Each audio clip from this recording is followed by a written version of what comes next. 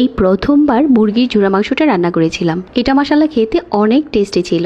একটার মতো মুরগি নিয়ে প্রথমে লেবুর রস দিয়ে একটু মাখিয়ে রেখেছিলাম। এখন একটা প্যানে নিয়ে 1 চা চামচ করে আদা রসুন বাটা দিয়ে দিলাম।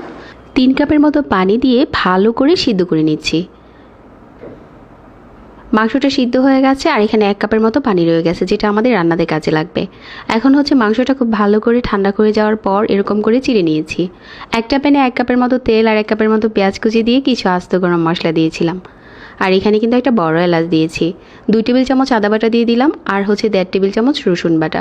গুঁড়া মশলার মাঝে আমি নিয়েছি হলুদ গুঁড়া 2 চা চামচ, মরিচের গুঁড়া, ধনিয়ার গুঁড়া দিয়েছি 1.5 চা চামচ, ভাজা জিরার গুঁড়া 1 চা চামচ আর গরম মশলার গুঁড়া দিয়েছি 1 চা চামচ।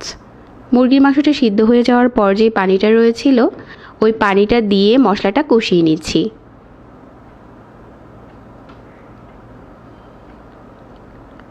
খুব ভালো করে যখন মশলাটা কষে গেছে, যে মাংসটা প্রথমে খুলে রেখেছিলাম এই মাংসটা এই কষানো মশলার উপরেই দিয়ে দিলাম। এখানে আর এক্সট্রা কোনো পানি দিতে হবে না, শুধু অল্প আঁচে ভুনে যেতে হবে। ভুনতে ভুনতে একটা সময় কালার চেঞ্জ হয়ে যাবে আর আমাদের ঝুরা মাংস রেডি। এখন উপরে বোম্বাই মরিচটা কেটে পরিবেশন করে নিচ্ছি। এটা কিন্তু চাইলে 10 থেকে 15 দিনের মতো নর্মাল ফ্রিজে ভালো থাকবে।